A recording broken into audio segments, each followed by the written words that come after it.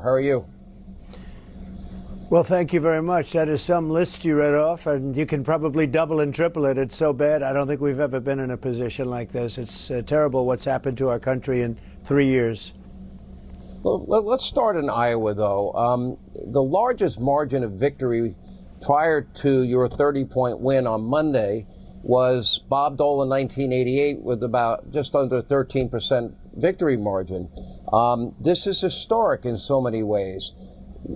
How do you analyze this? What happened? Why was this bigger than any other Iowa caucus? Because the Biden administration is so bad, and we now have a contrast. You didn't have a contrast so much before, and now you have a contrast. Why? What happened? You know, we get the most votes of any sitting president in history, and then somebody else takes over, and they take a look at what we had versus what they have now. And the difference is so stark. It's so massive. It's so different. The country is a different place. We were respected all over the world. We got the largest tax cuts ever, the largest regulation cuts ever.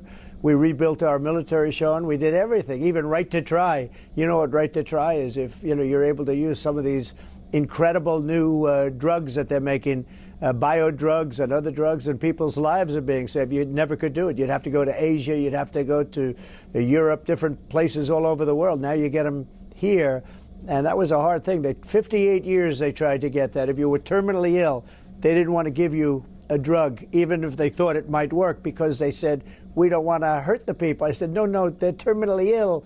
We're going to do something, and we got it done. It was not easy either, because the drug companies, nobody wanted it. The country didn't want it. They were worried about liability. People now sign a document. There's no liability, and they can take these drugs.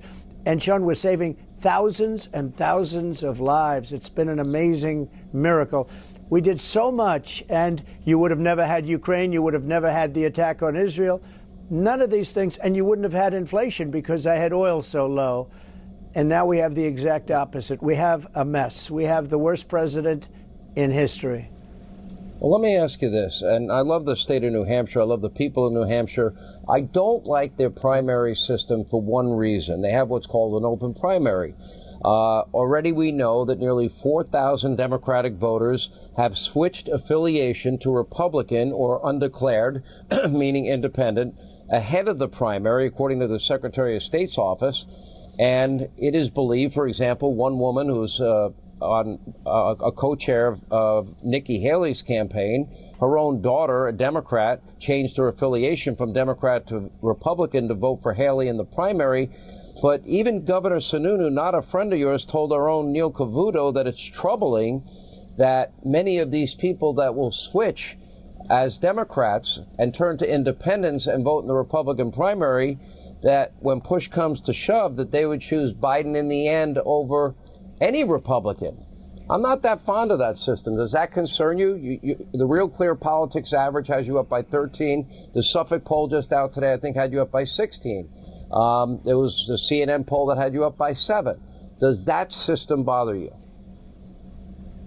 It bothers me, and the governor should have done something about it instead of talk and waste his time with Nikki, because she's not going to make it. She has no chance. She's got no way. MAGA's not going to be with her. And, you know, when you said the Democrats voting, no, it doesn't say that. It said about Nikki that 50% of the Republicans would be lost to Nikki, only to Nikki, not even to Ron DeSanctimonious. So, you know, it's a bad thing for her, but it's a bad thing for us. Who has a system where Democrats are allowed to vote in the Republican primary? And New Hampshire's an incredible place. I love the people. We won New Hampshire last time. It was fantastic what we did. And, you know, we have great spirit, great everything. But you need a system. You need a governor that's going to get it changed, not just talking about it. He's been talking about it for 4 years, never got it done. So Democrats are allowed to vote, which they're going to vote for her because they don't want to run against me. They want to run against her. You know, it's a very simple system. We are leading Biden in every poll. Michigan just came out. We're leading by 11. Georgia just came out. We're leading by 13 points. We're leading everywhere now. And she's not. You know, she has one obsolete poll that she likes. She's about 2 months old, where she was leading Biden. Well, those days are gone. She's not leading Biden anymore. The problem is the Democrats want her to run desperately, so they have a lot of Democrats signing up in New Hampshire.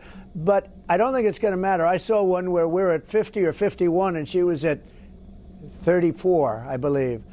And I think we're Yeah. going to be in very good shape, like we were. And if you look at Iowa, nobody knew we were going to blow it out like that. You know, we were at, I think it finishes off close to 53. We won by 30 some odd points, and nobody thought that was possible. We doubled the all-time record, more than doubled, I guess, the all-time record. I think a similar thing's going to happen here. But here, independents and Democrats are allowed to vote. So in order to try and stop Trump, they go out and they sign up, and they can sign up very easily. And Sununu should have stopped it. Yeah. Let me ask you, I mean, you got a lot of praise for your speech, your victory speech in Iowa, and people noticed that you were particularly gracious. I noticed in the town hall, the last town hall we did together, the one you did with Brett and Martha, that you seem to have taken on a more gracious tone, if that's the way to say it. Maybe the question I get asked most often, I've asked you this question before, you know, why does Donald Trump always fight so hard?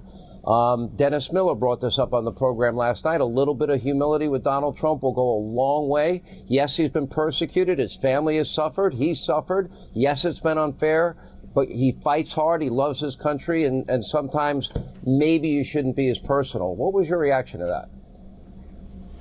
Well, I know it, and I know it very well, but we also have to win, Sean. If I were a different type of person, I think I would have been out of office a long time ago. You wouldn't have even gone through it. They hit me with Russia, Russia, Russia before the election even. I mean, if you look at it, it was before the 2016 election. It was all set up.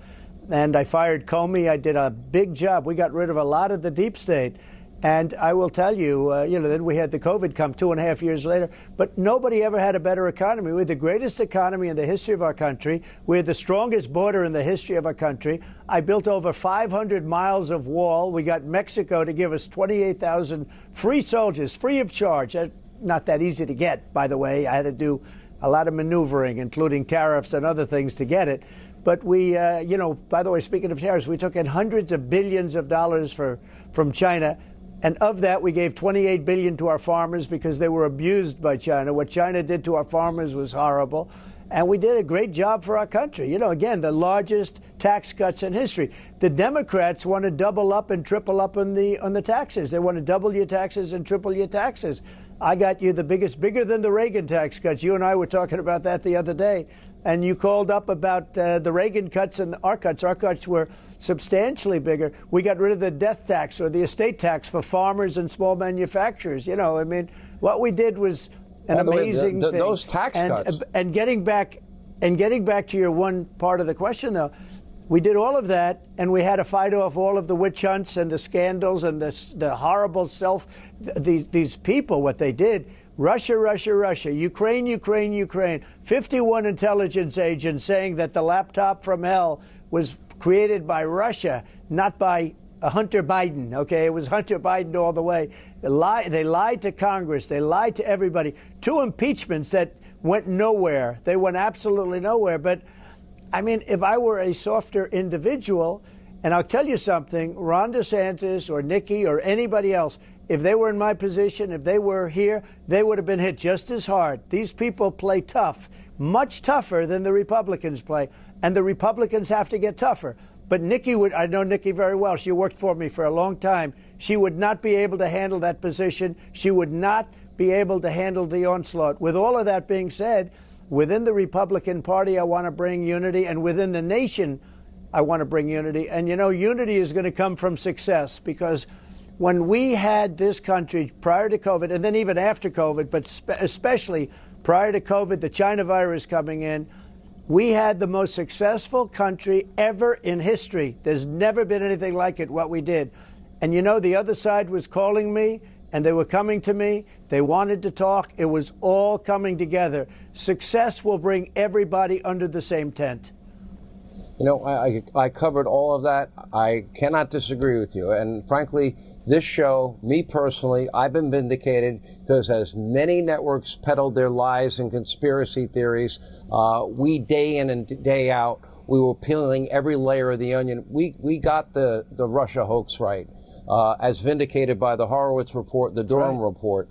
I do want to ask you this. The last time I interviewed you, I asked you if you think that Joe Biden is going to be the Democratic nominee, and you said no. Do you still feel that way? And if you don't think it's him, who do you think is likely to replace him? Look, he can't put two sentences together. He can't find the stairs off a stage, which there are a lot of them up there, believe me, they're all over the place. He can't find his way off a stage when he makes a very short speech, and it has to be short because it can't be long.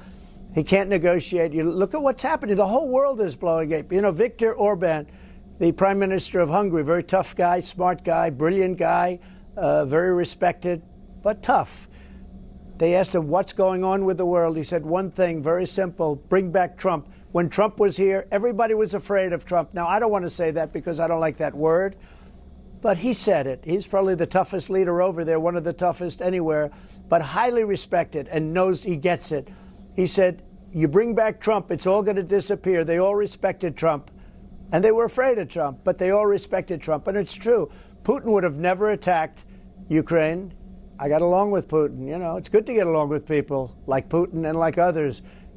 You take a look at what's going on with China. They're just licking their chops right now to go into Taiwan. That would never even have, they wouldn't have even thought about it with me. And I had talks with President Xi. I have a great relationship. If Hillary Clinton would have won, you would have had a nuclear war with North Korea. Kim Jong-un, I got along with him too. Nobody ever got to talk to him except me. And I got not only talked to him, I got along with him great. It's good to get along with people that have massive nuclear weapons, and they have a large nuclear stockpile. So well, I did a job. But if you go back, I did the job, and we made America great again. And these people, what they're doing to our country, they're allowing millions and millions of people to pour through. It's an invasion into our country, and they're coming from prisons, and they're coming from mental institutions and insane asylums and prisons are being emptied all over the world, not just in South America. All over the world, they're being emptied out into our country. We're like a dumping ground. And you know what else is coming in? Terrorists are coming in. And we have to stop it. This next 11 months or 10 months is a very dangerous period. We have been able to count the numbers of people coming from Iran and Syria, thousands from Egypt, thousands from Afghanistan, 12,000 from Russia, 26,000 from China, showing up at our southern border. Nobody's ever going to convince me that that all of them are coming here for a better life for them and their family, and amongst them are not people that have nefarious intentions. Let me ask you this. Usually after 4 years, the president can ask a question, are you better off than you were 4 years ago? I don't think Joe Biden can run on that. As a matter of fact, they have pretty much telegraphed what they're going to run on. Democracy in peril. Trump is evil, Trump is evil, Trump is evil, and dangerous, and you've got to fear him. January 6th, and then the usual playbook. Republicans are racist and sexist and have every phobia known to man, whether it's real or not, and they want dirty air and water. That's all they've got. I don't see any one issue that Joe Biden can run on. What will your answer to their predictable attacks be? Well, that's all they have is right, because their economy's been terrible. The inflation is destroyed. Anybody that made even a little more money, even a lot more money, it more than got eaten alive by inflation. When you look at the price increases of energy, of housing, and I mean rental housing. I looked the other day, it's up almost 51%. The cost of bacon quadrupled. All of these things, I mean, food costs, clothing costs, it's so much that no matter what you're making, it doesn't matter. You know, inflation is known over the years, over hundreds of years. It's known as a country buster. It breaks countries. It broke Germany. It broke a lot of countries. We've had the worst inflation we've had, I think, in 78 years. You know, they say 52. It's probably more than 78. It's been a disaster, and all in the wrong places. I had no inflation, and I had the greatest economy ever. We had gasoline at $1.87. Now it's $4 or $5. But by the way, they're working together with other countries, sadly, because it's artificial, because they're going to give it up right after the election. You've seen that before. But they're working to get gasoline prices down. It's an artificial reduction. But the gasoline was up to $6, $7, $8 a gallon. And it still is very high. It's much too high. But we had the greatest economy in history. And what else did we have? No inflation. We had the safest border in the history of our country. And it was like a beautiful thing was taking place. We had a border, and I got Mexico to do a lot for us. Now Mexico's saying we want $5 billion just to talk. Mexico wouldn't have talked to me that way. I have a great relationship with the president, but Mexico, they had to pay a lot. You know, they gave us 28,000 soldiers free of charge to guard our border. And when I first presented that to them, they laughed. They thought I was kidding. But through a series of negotiations, they gave us everything we wanted. Stay in Mexico. Remember, remain in Mexico? That was me. Remain in Mexico. Nobody can come in. They remain. You think Mexico was happy about that? They gave it to me. Catch and release in Mexico. I call it catch and release in Mexico. We had catch and release in the United States. And Mexico did that. They gave us things that nobody can believe. The State Department couldn't believe it. The Border Patrol people, they couldn't believe it. Nobody could believe it. Nobody could believe it. You know, if you talk to Tom Homan and if you talk to anybody from Border Patrol, and they have great people, they'll tell you the greatest president in history for the border, for immigration, was Trump. Not even a contest. Not even a contest. Yeah. Let me ask you about these states that are trying to remove you from the ballot. I mean, it's kind of ironic, isn't it?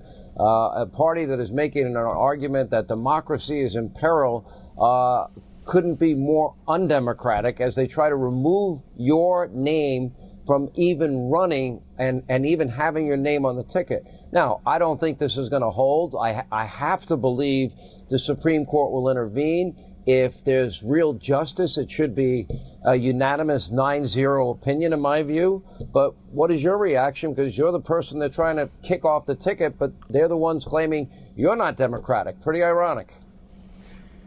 Well, we put on 3 great justices, and you have some other great justices up there, and they're not going to take the vote away from the people. I mean, right now, you saw in the history of the Iowa primary, I mean, the history of it, goes back a long time.